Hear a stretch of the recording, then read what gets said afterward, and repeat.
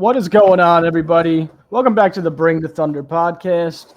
Today we are doing the recap of the Pistons game where OKC traveled to Detroit and took down the Pistons 113-107. But before we get into anything basketball, we do have a very special guest. Pistons Jack, why don't you introduce yourself to the people? What's going on, Thunder fans? Yeah, as you can see, my name's Pistons Jack. I make Pistons content, if you couldn't tell. And look, tough game tonight, which I know we're going to talk about. But for anyone wondering, I make Pistons content full time. That's my handle on pretty much all social accounts. So if you want to follow along with some Pistons stuff, I'm your man. If not, all good. Thank you for having me on, guys. I really appreciate it. Yeah, we appreciate you for coming on, man. And everybody, after you are done watching, why don't you go give Pistons Jack a follow? Really amazing guy, amazing stuff. So we'll just get right into the game here. Listen, shorthanded OKC, down Chet, down Dub, down Wiggins, and then unfortunately in the second half, down Lu Dort. But when you have the MVP on your team, it's tough to lose games, man. Another 48-point game from SGA. To go along with 4 rebounds and 6 assists. Guys, I mean, if this wasn't a statement today, I don't know where there's going to be one for this MVP case. Yeah, definitely. Especially without the free throws. I think he had 10, and most of those were technicals or the late game foul. So it's quite nice to see him drop 48 without heavily relying on free throws. He's shut all those people up now. Right. And then I want to give a huge shout out to Casey Wallace. This dude has been unbelievable since the All-Star break, especially in these big games. 36 minutes tonight, 20 points, 5 rebounds. I mean, just amazing defense. 50% from three-point, which is awesome. And then, the rest of the guys did their thing. Isaiah Hartenstein, 12, 10, and 5. I mean, every time the dude got the ball, he was making something happen. Backdoor passes, screens, taking it to the rim himself. I mean, guy's amazing. And then, production from Kenrich Williams, Isaiah Joe, and then obviously Lu Dort was doing his thing on Cade before he went down with injury. But, just another great win. First night of a back-to-back. Hopefully we get some of the guys back tomorrow and got to keep on rolling. Yeah, I'll stay. I'm a Pistons fan, but Isaiah Hartenstein, his backdoor cuts, the passing on backdoor cuts is incredible. Rim protection. I think the Pistons thought they had a layup there a couple of times. He just comes right across. What a signing for you guys. To be honest, I'm happy with how Jalen Duren's season is trending the past 2 months, but I was huge on getting Isaiah Hartenstein in the offseason. And that game, I think for a lot of Pistons fans, they saw the value of him. Even when, I was saying on my stream, I was like, even when he's dribbling around the 3-point line, he's just, you don't know what he's going to do. He's so good with those handoffs, and the passing, so I just wanted to shout him out as a Pistons fan. He was a real game changer from my point of view. Yeah, 100%. And you bring up a guy like Jalen Duren. We previewed the game yesterday, and he was one of our focal points because Duren's a guy who's very athletic and could pop off on any single night, really. I mean, one of our big points of focus was to contain him from having one of those 20-point, 15-rebound type of games, especially with Chet Holmgren out. And Hartenstein did his thing. I mean, rim protection was amazing. I think he ended up with 3 blocks, 2 steals. I mean, he was just everywhere. Guys, I don't know where to transition here besides Shai Gilgeous-Alexander. I mean, it was first quarter, started off a little rough. After that, it was his show, his game, his pace. They couldn't do anything about it. I mean, Asor Thompson, great defender. We mentioned him yesterday as well. He couldn't handle him. He just couldn't. I mean, you could throw any defender in this league, top tier, doesn't matter. The guy's going to score at will no matter what. I'm surprised that there wasn't as much half court, where he's not even able to cross half court and just let the other guys kind of take over. I thought that would be deployed a little bit more. Of course, having Thompson out there, we thought it would slow him down a lot more than it did, but sadly, it just didn't. And I'm shocked that even him at the end of the game having 48 points, I was like, what? When did he even get these points? That's how easy he makes it honestly look. What are your thoughts about like Cade Cunningham kind of coming up? He kind of reminds me of the same type of your team reminds me of the same type of rebuild that the Thunder kind of have had. So what do you guys think about like Cade kind of developing into that star level guard out east? Like he's already considered one of the best guards out there. And I think the next step for him is getting that mid-range game down, getting a little bit better at the post play. His handles have grown tremendously over the years, so that's where I've seen the most growth, and that was kind of the first step of the evolution for him. And then next step is like getting a little bit more consistency on the shots. Yeah, so I think that question could go directly to Jack or Pistons Jack. I should mention. It was interesting. They had on the Pistons broadcast a graphic that showed, I think it was their first 200 games side by side, Shai and Cade. And Cade's stats were better, but obviously he came straight to a OKC team which went straight into the playoffs. And he was also with the Clippers for that season. So I didn't take too much into those stats apart from the fact I think Cade's trending in a really good direction. And, you know, SGA clearly, I know you guys will say he's the MVP. I think he's probably the MVP. If not, he's right there with Jokic. So I think Cade's, he's got a lot to work on still, which for Pistons fans, finishing at the rim, something like that. The mid-range game, he's actually dialed that back a little bit to focus on his pull-up three. His past 3 games who just can't hit a 3. So he really struggled tonight. But I think the thing about the Thunder is like Dort, like, I don't even think you guys are really trapping Cade too much, which is what a lot of teams do. It's just Dort's like almost like 2 defenders in himself. The way, the physicality, he's always on your hip, and even off the ball, he bumps. So, like, I think, and a lot of Pistons fans have said there's similarities between this Pistons team right now and the OKC team you guys have built. But no, Cade, I think Cade's even surprised me this season with how good he's been. Had one of his worst games tonight, just as a shooter. I thought playmaking was okay, but like if he could get close to what SGA is, that would be incredible for this franchise. I think he can get into that neighborhood, definitely.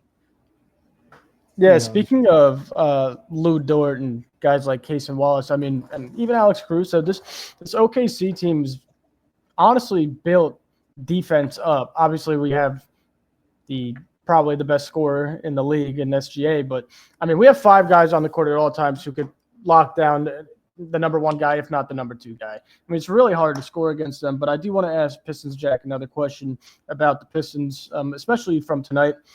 I know you guys play with a lot of attitude and toughness, and I actually admire it. I think you guys are turning in an outstanding direction.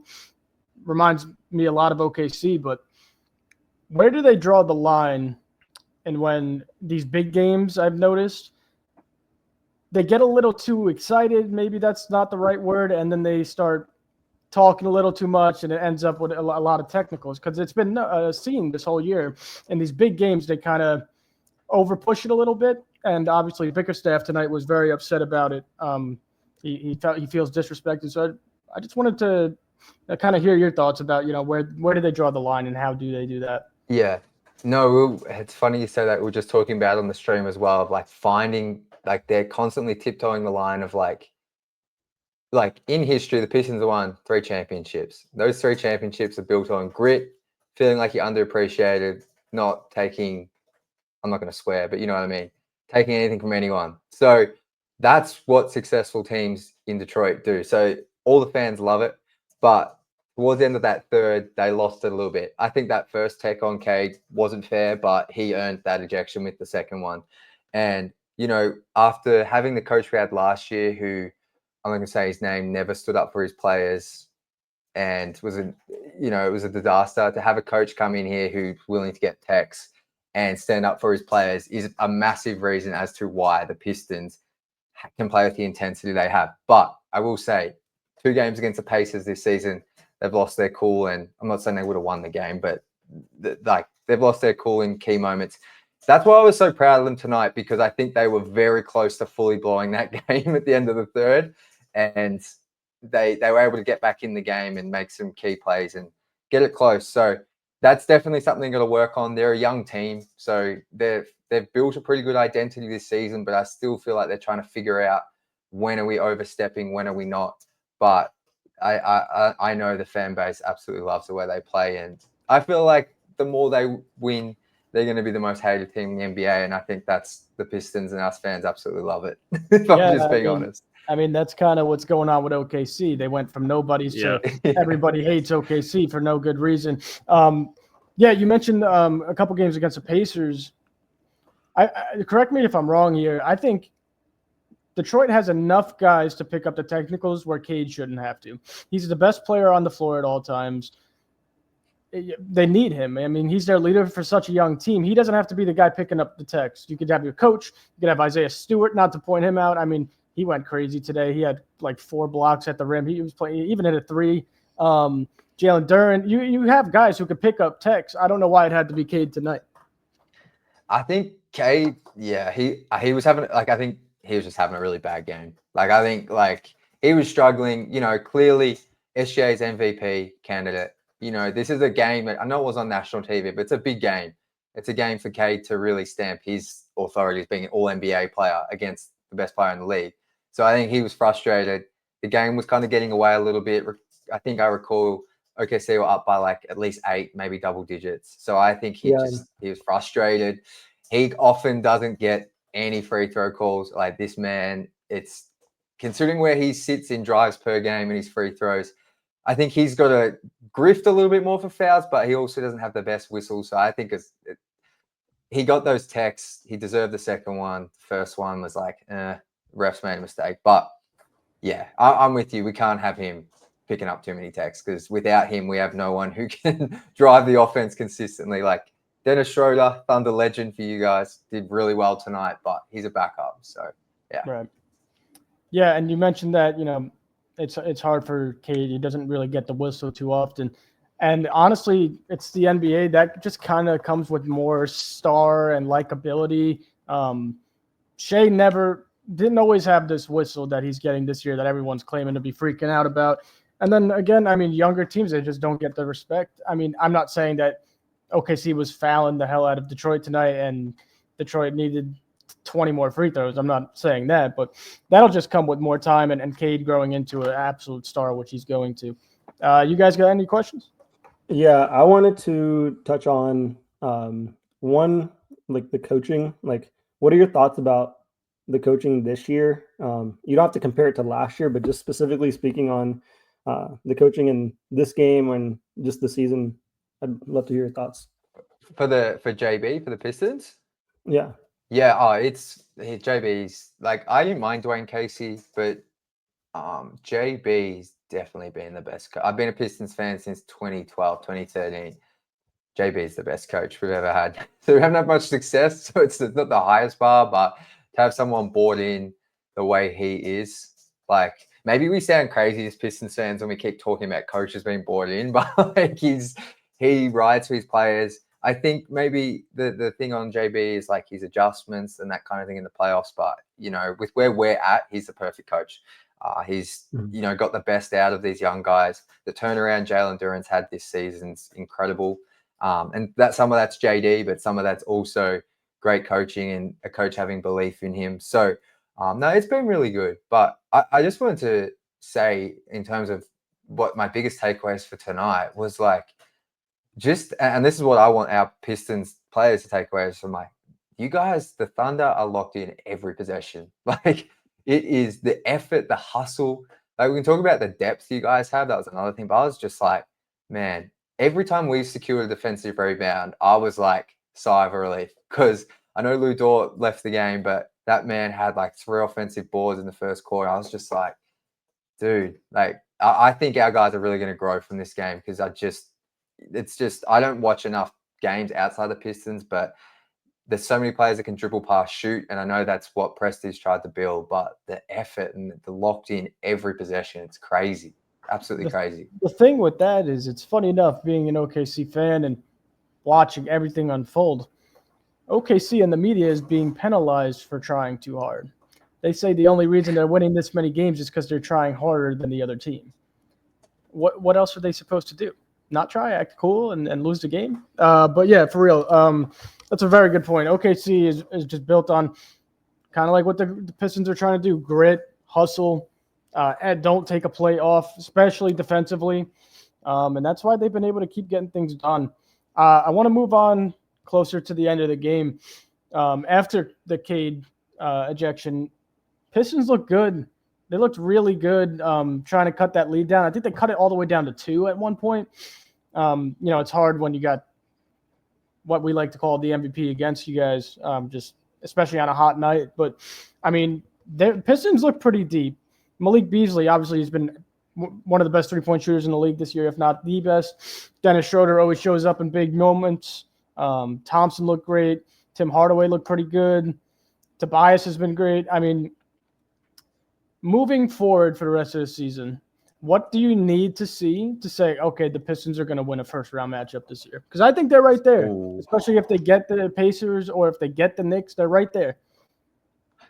I think for them to win a first-round series against the Knicks or Pacers, Cade has to be great because lots of teams are going to double him. They're going to trap him because they know without Jaden Ivey especially, Pistons don't have a consistent secondary creator / scorer. That's why getting Dennis Schroeder was so huge. But I think to rely on him in a playoff series if Cade's having an off night is just too much. So Cade needs to be like pretty much at his best every game. And then I think it comes back to, like, I thought the Thunder tonight did a great job of limiting Malik Beasley's attempts. He finished with 15, 3 of 7 from deep, 55% from the field, but he only got 11 shots, which for him, like, this team needs him getting like 15, 16, 17. But I thought your guys, which is a credit to your roster construction, perimeter defenders, there's no one you can hunt on the Thunder. Like, SGA was hunting my boy Tim Hardaway Jr. He wanted him every time down the court, and he got him. Like, I thought Asar did well on SGA in the fourth there, but as soon as he just hunt that switch. So back to, though, in terms of what they need to do to win a series, starts with Cade, and then it's getting Malik Beasley free and allowing him to have some of those games where he goes off for 23, 25. And then Tobias Harris needs to do his thing, and Jalen Duren needs to keep up his good play at both ends. Because I believe Isaiah Stewart's going to be who he is, one of the best defenders in the league. And I think Asar can do that as well. His shooting might be an issue, but yeah, it starts with Cade, and then I think Jalen Duren's a huge factor in that as well.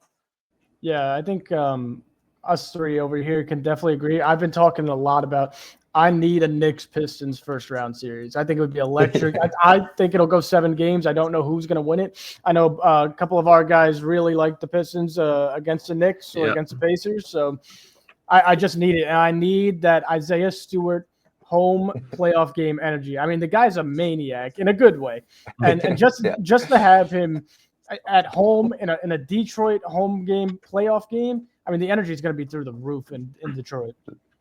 And he's from Rochester in New York as well, so he'll have a bit of home court energy at the Mecca. But no, it'll be fun. The Knicks are who I want them to play in the first round. I honestly, I'm very positive about this team. I would be surprised if they beat the Knicks, especially if Brunson's healthy, but that's the matchup I want. The Pacers scare me a little bit because, like what you guys outlined earlier, just for this season only, the Pacers just have this little weird mental edge over our guys. Just for this season, it would scare me a little bit, but it'd be an awesome first-round series as well. Yeah, the Pistons are also really well coached and just always a pretty well-run franchise overall, and they have a much better idea of their identity from each player's roles in a series. That's where, compared to the Knicks, and that's a testament to the bad Knicks coaching, in my opinion, where the further the series goes, the longer it goes, the more chance the other team has to win because each of the starters are playing 38 plus minutes a night, and it's just not sustainable. The closer you get to 7-game series, like I'd probably take the Pistons to win in 7 if it's already gone 7 games. So love it. Can I ask you guys a quick question? Yeah. Sorry, Jack. What were you guys expecting for the Thunder this season? Like maybe a record prediction and like are you thinking title? Yeah, no. So I could start that off and then I'll let you guys follow up. But what I was thinking personally was, okay, last year was our first real playoff experience. Took Dallas to 6 games. Dallas ended up going to the NBA Finals last year. So obviously they were a great team last year. The trade with Giddey and getting Caruso really helped mold our team defensively, because Giddey, great player. I mean, he's going nuts in Chicago, but we needed to not have any mismatches on defense. And as of tonight, you kind of saw that there really aren't any, and especially we didn't even have two of our best defenders on the court tonight, in Chet and Jalen Williams. So I expected the 1 seed. I expected to challenge for the title. I did not expect 55-12 or whatever OKC's putting right now. I mean, that's historic. Like, I didn't expect to win, have a 10-game win streak like 4 times in a season. That's kind of unbelievable. But yeah, I definitely expected to compete for the title. Yeah, for me, it was just building up last year. We were 1 seed. Just 1 seed was the minimum, but I mean, we're 12 games above the 1 seed, so that's like a different level. It's insane, but I'd love to get to the finals. Going into the season, it was Western Conference Finals at least that I wanted to. I didn't want to lose again, be called frauds, get all this crap from my mates. So we're shaping up good, which is yeah. Yeah. For me, I had us pinned around like 60 wins and getting at least to the Western Conference Finals. I didn't think we'd contend in this type of way. This is like real contender status solidified in the history books in terms of a regular season. The stuff we've done all season is like historical all around in terms of a defensive unit. It just didn't seem that way, like the way we lost in the playoffs, and then to come in and be this energized and still be this young. It's been crazy. Like, we're 23-1 against the East right now. We have a 26-7 road record. That ties the Thunder Finals team for the most road wins. We're 12.5 games lead over Denver. I mean, Shai's out here breaking different records every single time. And I honestly expected a jump from Shai, but he always shocks me. Like, I think he's the one that keeps raising like the level for the guys, because we only go as far as like he takes us in terms of an offensive unit. And like, it's crazy every time he shocks me, like every season, that he's made a leap in some form or fashion. And this time around, he's taking a higher volume of 3-point shots, and he's still having a pretty reliable 3-point shot. And that's where he's really made that change from he's only going to get maybe 31 points max with as many like 15 or 10 free throws or whatever in a game. Now he's able to get 50-point games with only 8 to 10 free throws, which is like a huge jump. I mean, he's had 4 50-point games, 40-point games is 12, 30-point games, 42. He's getting closer to the record against Kevin Durant with 20-point games. He has 64, and then 10-point games, 65. So to say like he'd have this type of output and grow his defensive game as well, like he's always been good at blocking shots, getting steals. I mean, there's other players that have risen, but I think he's been kind of the main factor for us getting to this level. Yeah, I just wanted to add one more thing, and you finishing that way actually just made this perfect. Just wanted to mention to Jack. The thing is, Jack, OKC hasn't been healthy more than like 3 whole games this season. Like, I'm talking full roster. Chet Holmgren's missed so many games this year. Jalen Williams has missed almost 10 games, I think. Hartenstein missed the beginning of the season, then missed a few games here and there.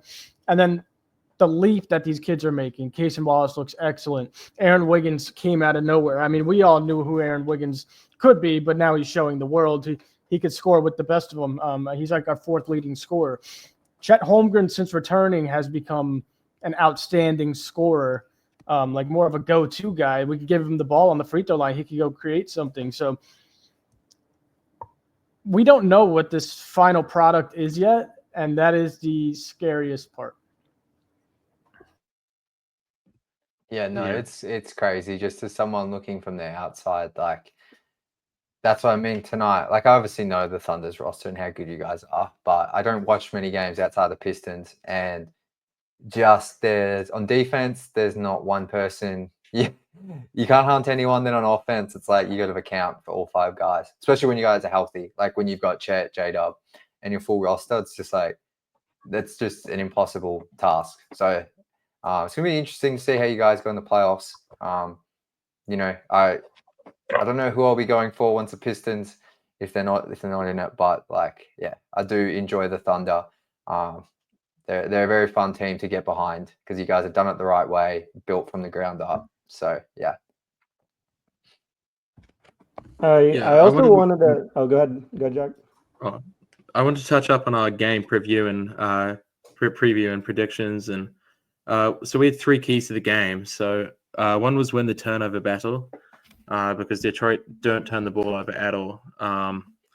We ended up with the same amount of turnovers, so we can't say that we followed that key. But Well, the 21 second key points was off of turnovers today, though, for OKC, which was the key.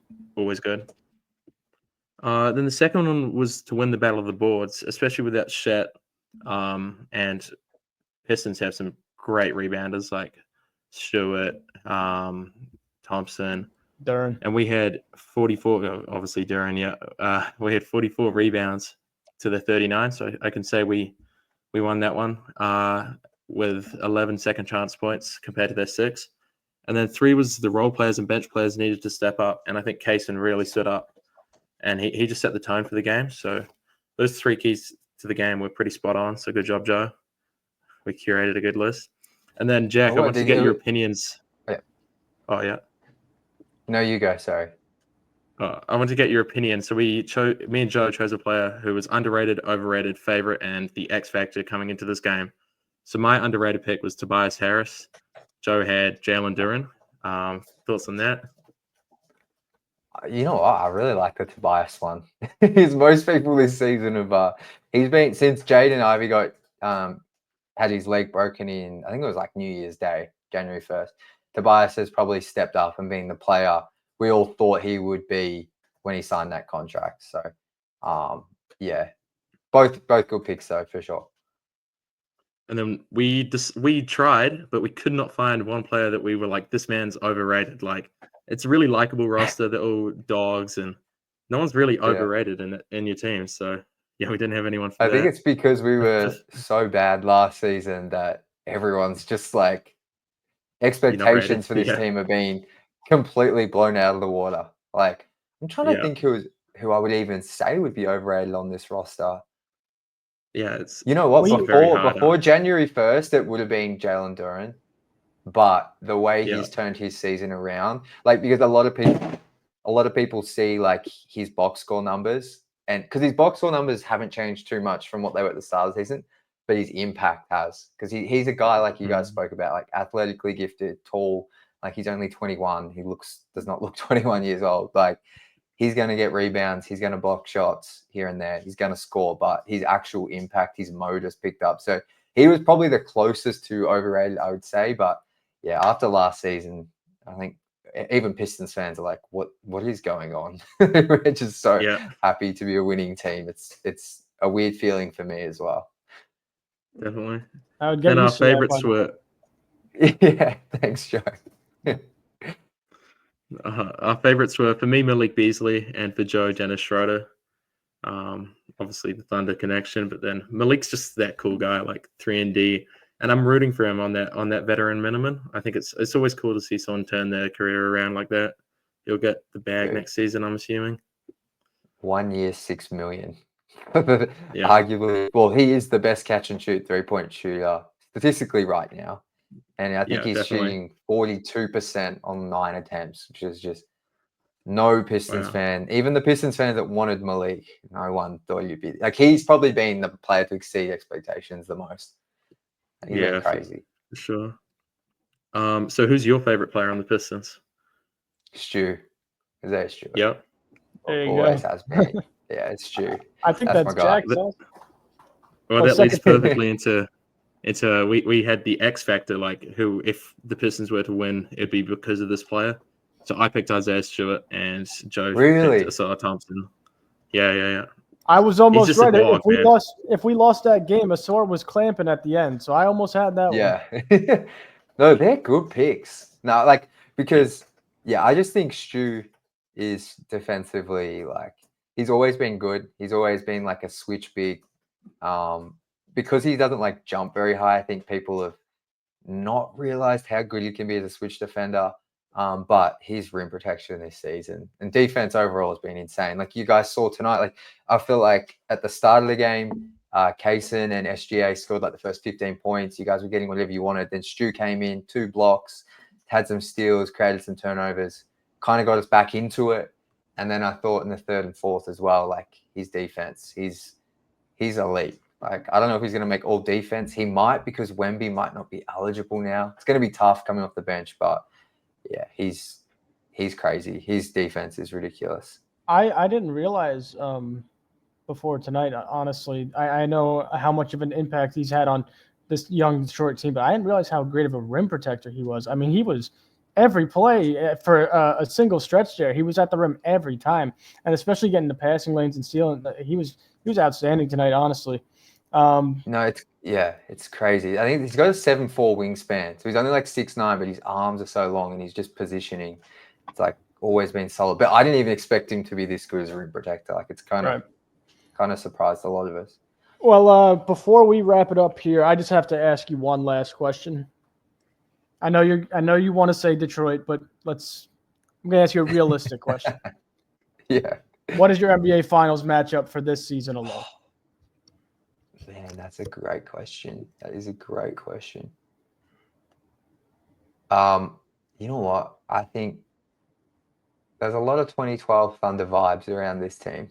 And maybe they haven't had enough playoff experience. Like they've only had the one series, correct me if I'm wrong, and they might have made the play-in one. No, I might be wrong. But they made the play-in 2 seasons ago, and they had two series last year. And I'm trying to remember if the Thunder, I think, made their first playoff series in 2010, I want to say. And then 11, I remember they lost to the Mavs. Yep. And they broke through in 12. So I'm going to say the Thunder.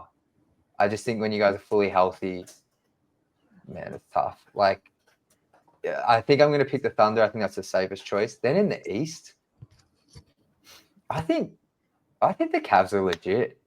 I think maybe Boston just they've lost some of that hunger, and I think they rely heavily on Porzingis being that X factor. And I'm not sure if I think he's sick at the moment or something. So like, I'm gonna say Cavs and Thunder. Maybe that's a safe choice, but I think a lot of people might not. That was have my that exact either. prediction. Yeah, I just think the Cavs. I don't want to believe it, but I'm just like what are they? 115 in a row for the second time. Like they've lost 10 games or something. So it's the safest pick, but I just feel like it would be somewhat of a surprise if both of them make it. But that's my pick. Yeah, I love that. I honestly don't think that's the safest pick at all. I mean, Cleveland and OKC, both young teams, both media says they both have to prove a lot. So, yeah, I love that matchup. I would certainly be super excited for that NBA Finals matchup. But anyways, everybody, Pistons, Jack, give him a round of applause. Thank you for coming on. Really appreciate it. Thanks, guys. Appreciate you. Go here, Jack. Tell them where you're on socials. Give them your @ For sure, guys. No, well, thank you for having me on, guys. It's been a heap of fun. I don't often talk about other teams, so I've really enjoyed this. And guys, just @Pistons_Jack on most social channels, including YouTube. So if you want some Pistons coverage, I'm here. If not, thanks for listening to me. Awesome. And don't forget to subscribe for us, like @BringTheThunderPodcast, Instagram, Apple Podcast, Spotify, YouTube, Twitter. We're everywhere. And like always, baby, Thunder up, baby. Let's go. Let's go.